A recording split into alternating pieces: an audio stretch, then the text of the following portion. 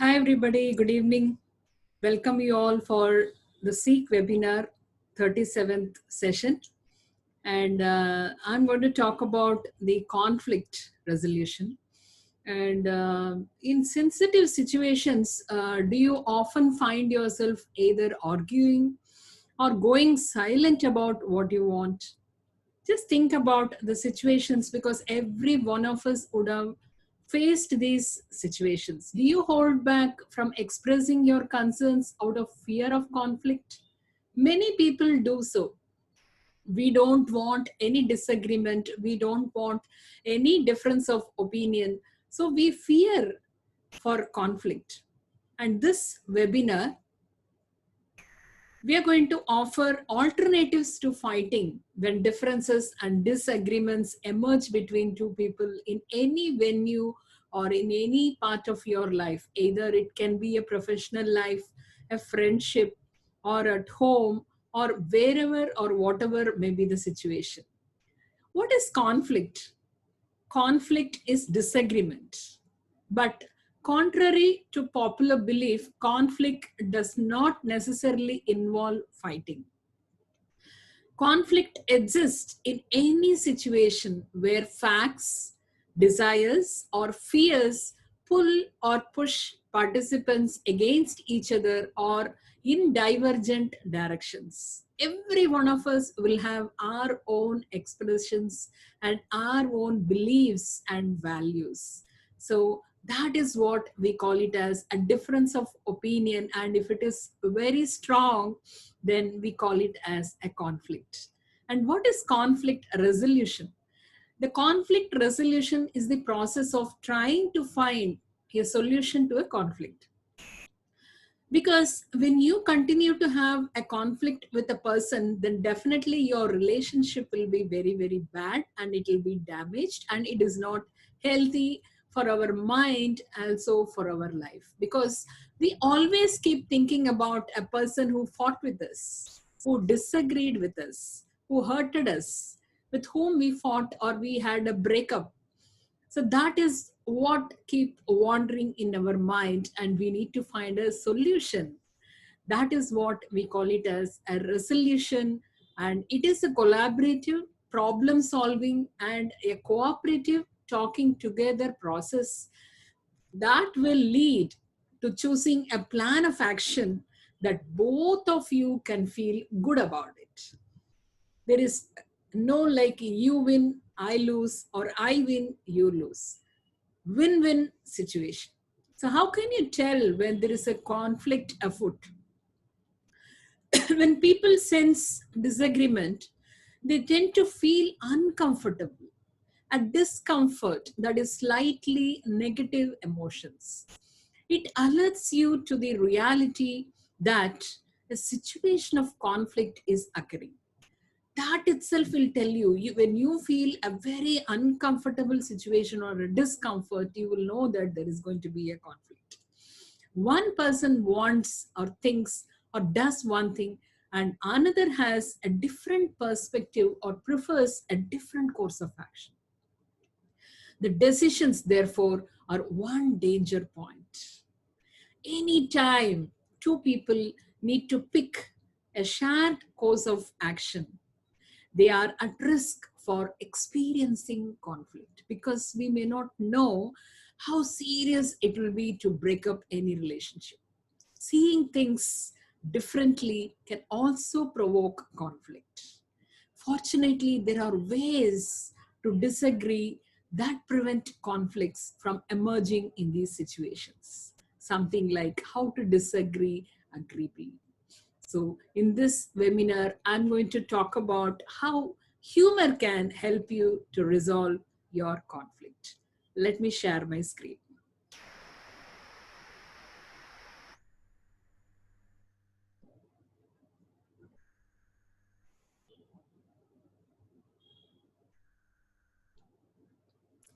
So today, we are in the 37th webinar.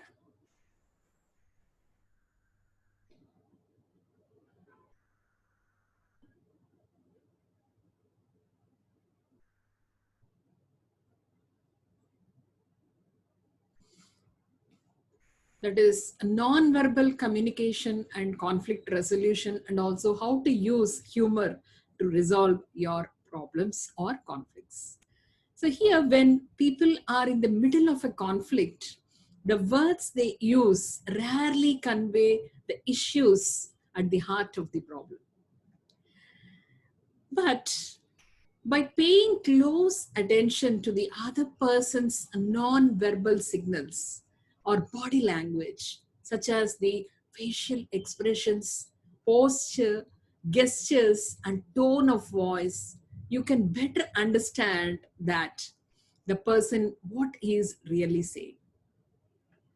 This will allow you to respond a way that builds trust and gets to the root of the problem. Your ability to accurately read another person's depend upon your own emotional awareness. And the more aware you are of your own emotions, the easier it will be for you to pick up on the wordless clues that reveal what others are feeling. So this is an art, and we need to improve our emotional awareness and emotional intelligence. Think about what you are transmitting to others during the conflict. Just see the expressions of a person while talking. When a person is angry, when a person is shouting, when a person is fighting, see n number of emotions and n number of body language, n number of gestures we can see. Similarly, people will also read from us. And if what you say matches your body language, so that is what we have to be conscious about. If you say I'm fine, but you clench your teeth and look away, then our body is clearly signaling that you're anything but you're not fine. A calm tone of voice, always at any situation, if you can maintain a calm tone of voice, a reassuring touch, or an interested facial expression can go a long way toward relaxing a tense exchange. Why don't we start practicing this? Why don't we have a smiling face always, a calm tone of voice? That is going to solve many of our problems. Let me talk about some tips for managing and resolving conflict. You can ensure that the process of managing and resolving conflicts is as positive as possible by sticking to the following guidelines. Listen for what is felt as well as said. When you really listen, you connect more deeply to your own needs and emotions and to those of other people too. Listening also strengthens, informs, and makes it easier for others to hear what you're talking. They can hear you when it's your turn to speak. Maintaining and strengthening the relationship rather than winning the argument.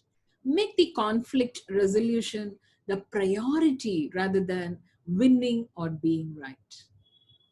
This is very, very important because it should always be your first priority to see that you strengthen the relationship.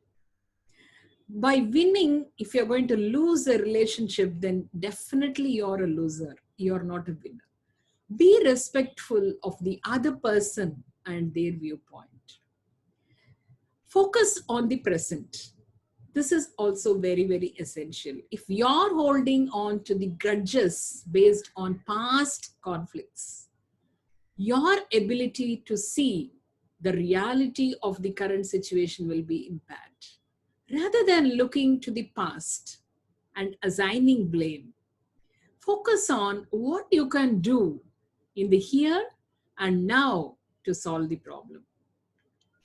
Conflicts can be draining, so it's important to consider whether that issue is really worth your time and energy.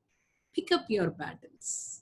Maybe you don't want to surrender a parking space if you have been circling for 15 minutes. Just imagine You go to a mall and you're just waiting for a parking space. But if there are dozens of empty spots, arguing over a single space isn't worth it.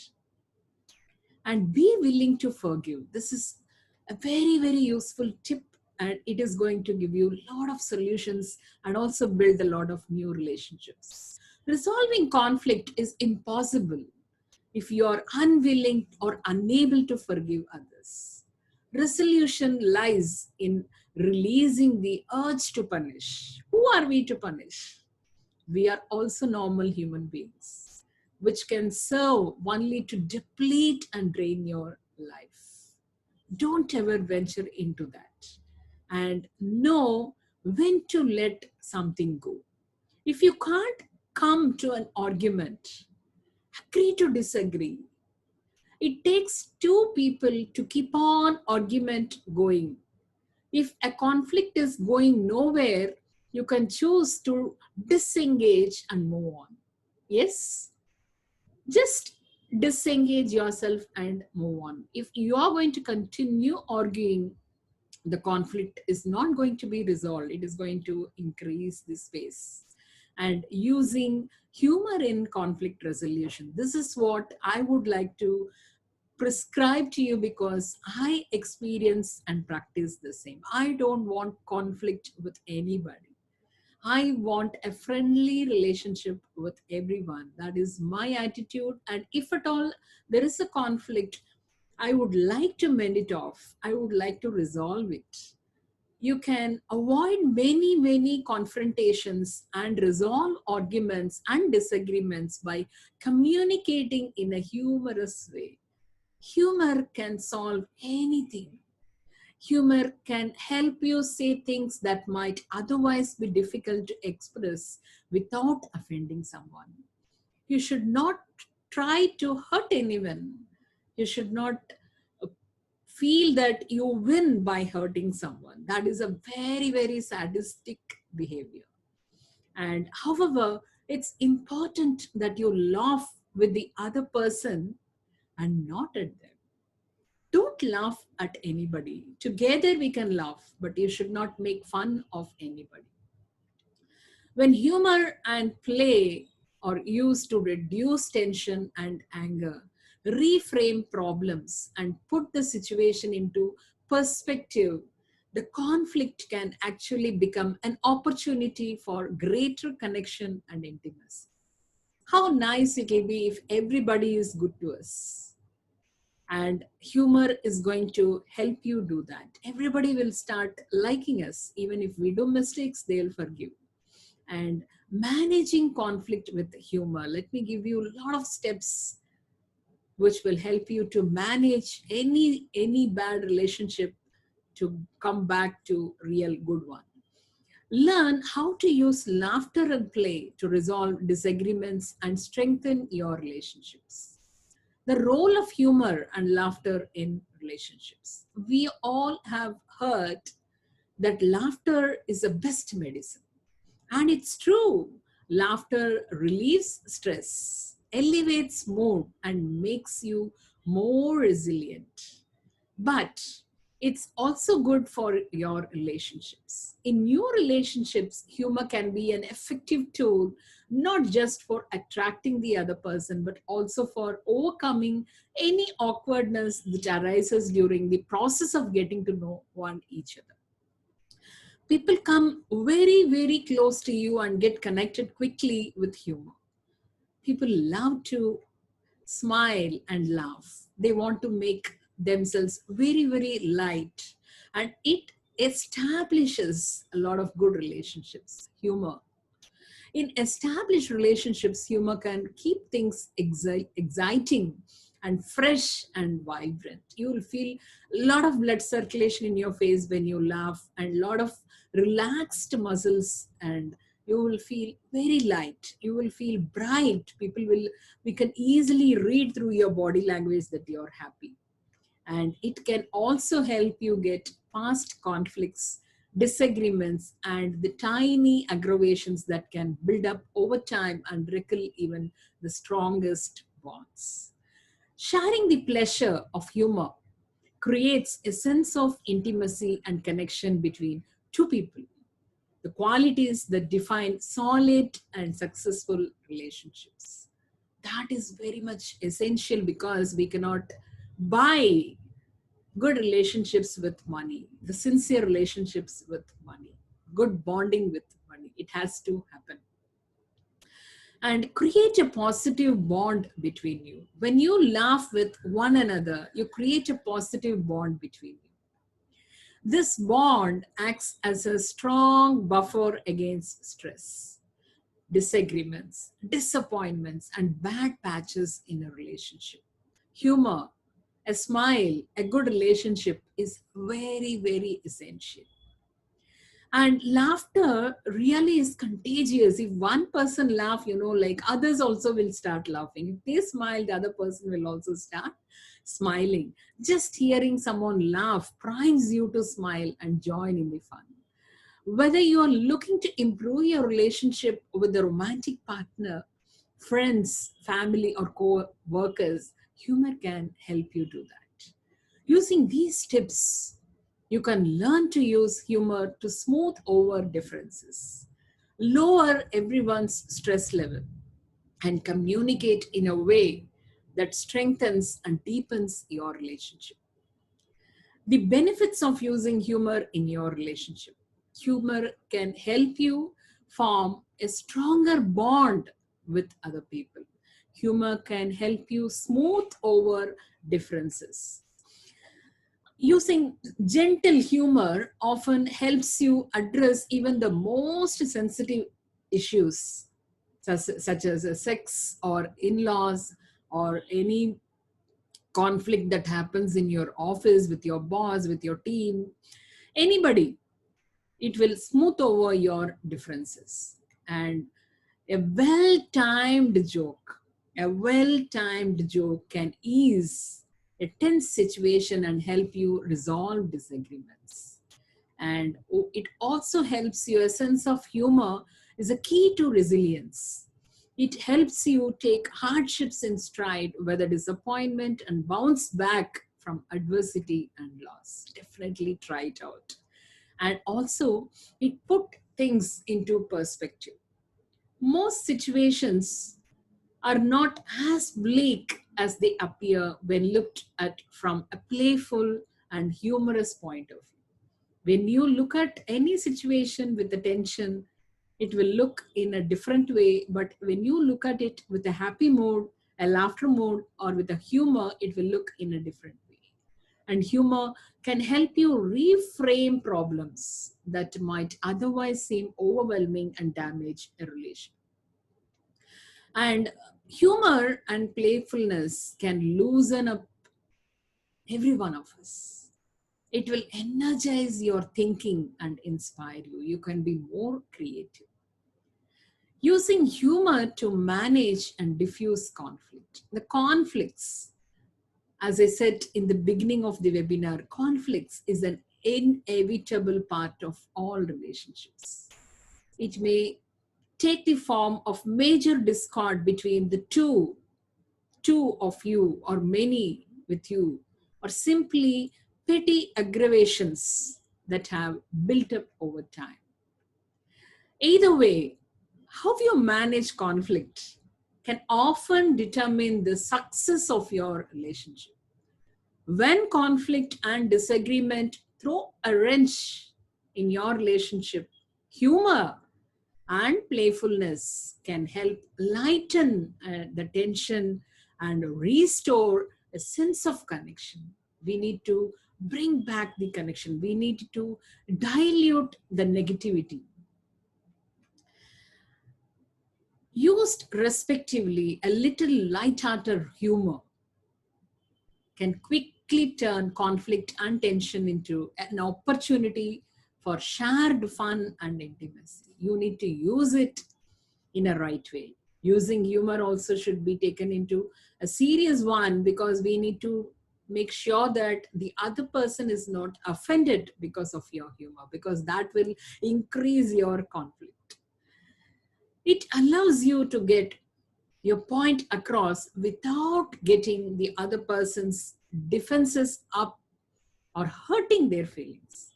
See, that is what we talk about, the emotional awareness. You need to be very, very careful whether you're going to hurt anyone. Your emotions and others' emotions should be taken into account. Humor isn't a miracle cure for conflicts, but it can be an important tool. It will help you overcome the rough spots that afflict every relationship from time to time. Just use it as a tool. I cannot say just by making a humor it will cause miracle, but it will help you like a tool. Humor, free of hurtful sarcasm or ridicule, neutralizes conflict by helping you interrupt the power struggle, instantly easing tension and allowing you to reconnect and regain perspective. And shared laughter and play helps you break free from rigid ways of thinking and behaving.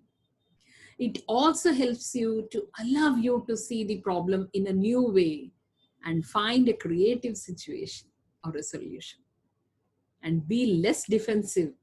In playful settings, we hear things differently and can tolerate learning things about ourselves that we otherwise might find unpleasant or even painful.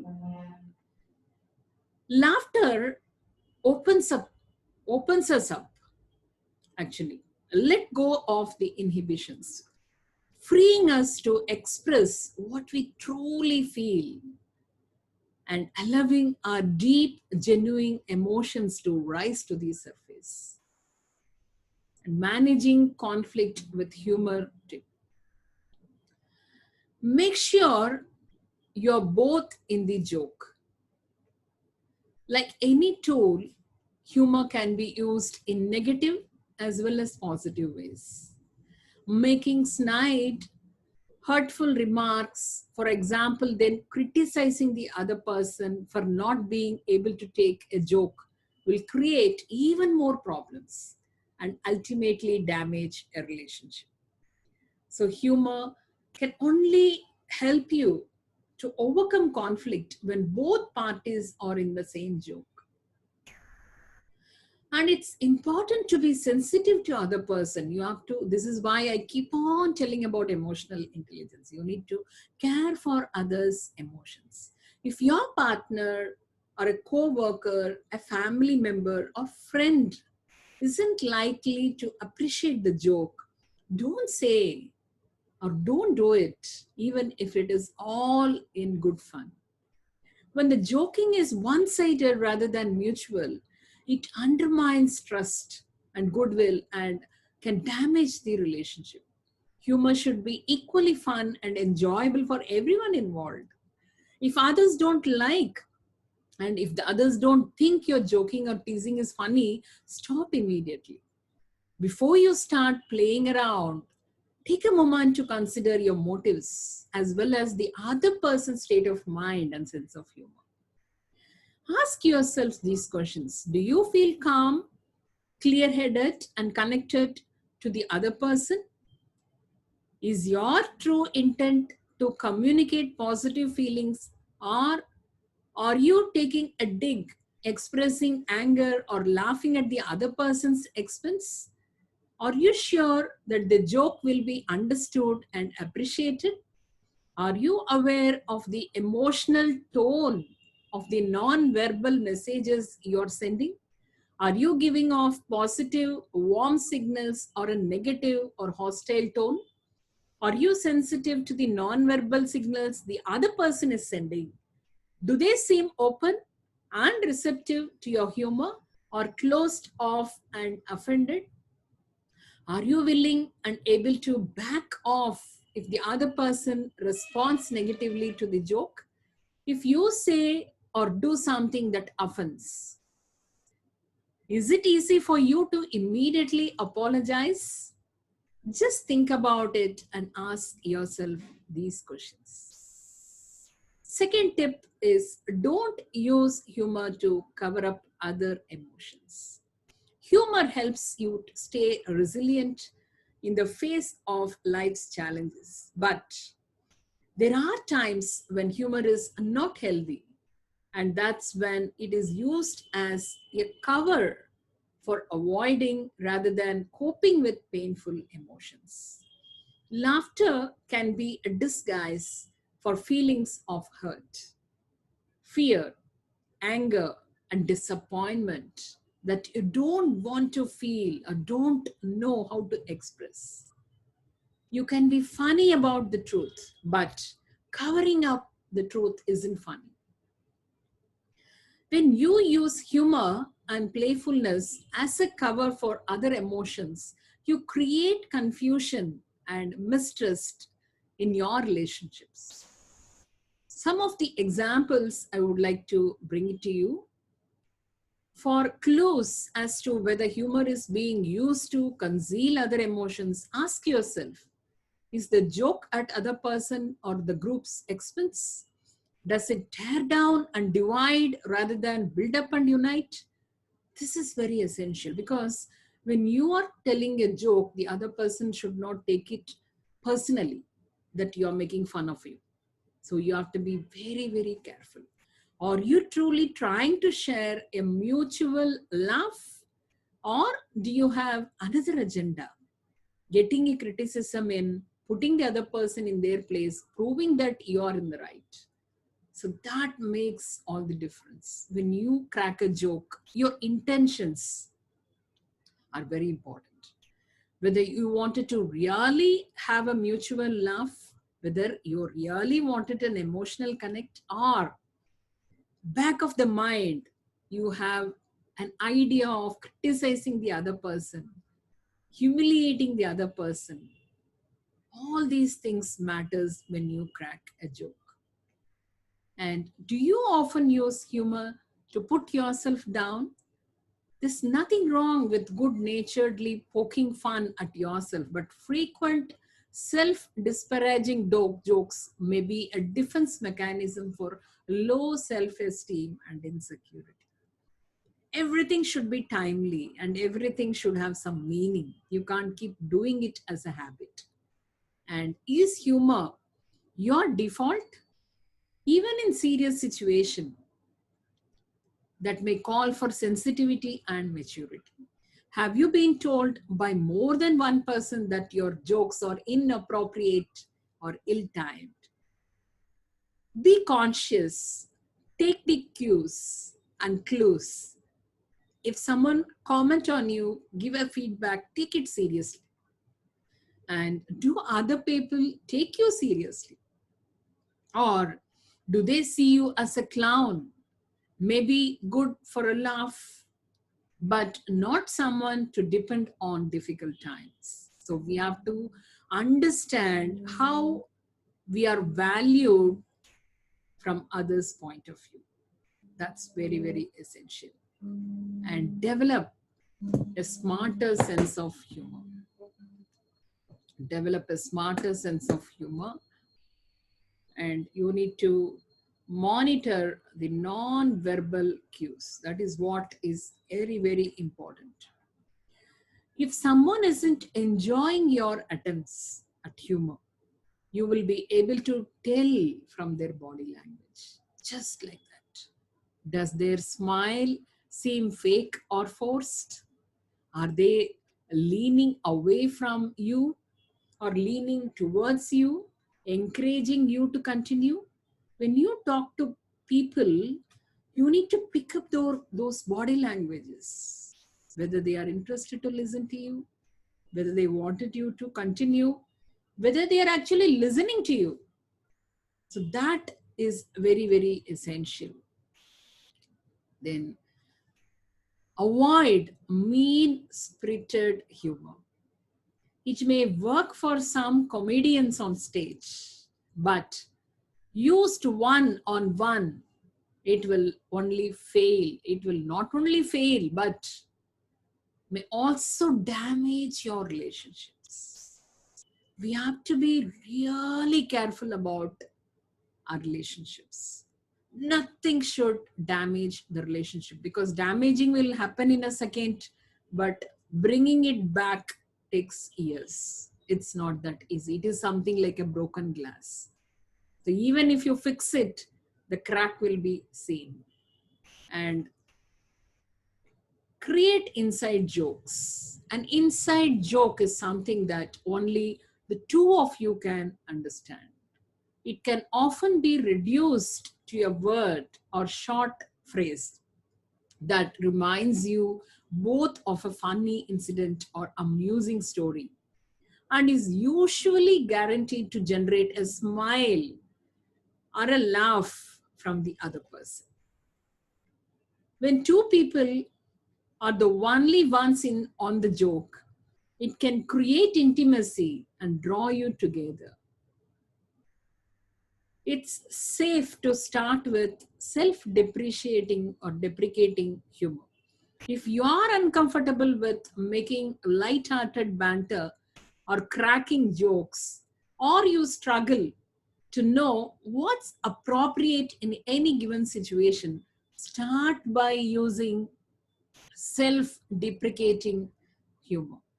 We all love people who don't take themselves too seriously and are able to gently poke fun at their own failings.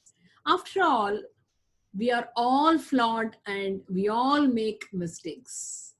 If you're having a bad hair day or you have just spilled the coffee over yourself, make a joke about it. Even if the joke falls flat or comes out wrong, the only person you risk offending is yourself. So that is the best way. And once you're comfortable making jokes about yourself, you can broaden your range to include other types of humor and tap into your playful side. Do you find it hard to joke around or loosen up? Maybe you don't think you're funny, or maybe you're self conscious and concerned about how you will look and sound to others. Fearing rejection or ridicule when attempting humor is an understandable fear. But it's important to point out that you don't need to be a comedian in order to use humor to manage conflict. The point isn't to impress or entertain the other person, but simply to lighten the mood and diffuse tension. That should be the intention. And so don't be afraid to simply goof around and act silly like a kid. It can lower the other person's defenses, putting you both in a more positive state of mind that's conducive to smoothing over the differences and reclaiming your inborn playfulness. Every one of us have a kid inside us. Bring it out. Bring that out, and it's never too late to develop and embrace your playful, light-hearted side. If you are uncomfortable letting go, just remember that as a baby, you were naturally playful. You didn't worry about the reactions of other people. You can relearn, and this quality is what is going to mend all your differences. And start by identifying the things you enjoy that border on fun or playful.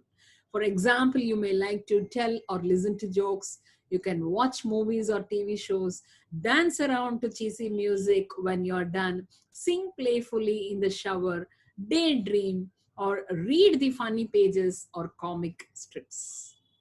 After you recognize playful things you already enjoy, you can try to incorporate them into your relationships. The important thing here is to find enjoyable activities that loosen up and help you embrace your playful nature with other people. If you're a kid, everybody will start liking you. Just feel light, relax, and the more you joke, the more you play, the more you laugh, the easier it becomes. Practice with the experts. Play with the animals, puppies, kittens, and other animals. Both young and old are eager playmates and always ready to frolic. Volunteer to care for pets at a shelter or rescue group, stop to play with a friendly animal in your neighborhood, or consider getting a pet of your own. Play with the babies and young children, because the real authorities in human play are children, especially young children. Playing with children who know and trust you is a wonderful way to get back in touch with your playful side. You'll forget yourself. You just come out like a small kid. Interact playfully with customer service people. Most people in the service industry are social, and you will find that many will welcome playful banter. Try your wit on a friendly cashier or a receptionist or a waiter or a hostess or any salesperson. As humor and play become an integrated part of your life, you will begin to find daily opportunities for using your newfound skills to help maintain your relationships and also to manage conflict.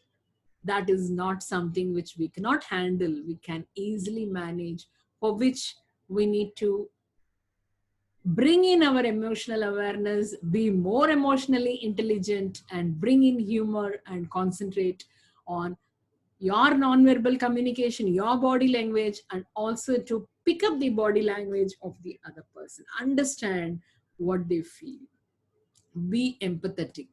And that is what is all about. Thank you so much.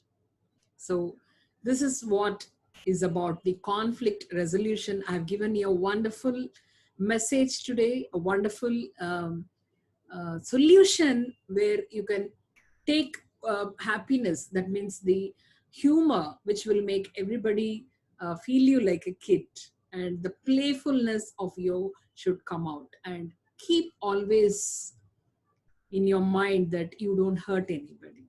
That is what is the ultimate requirement. And uh, stay blessed, and I'll meet you again in the next webinar with a new topic.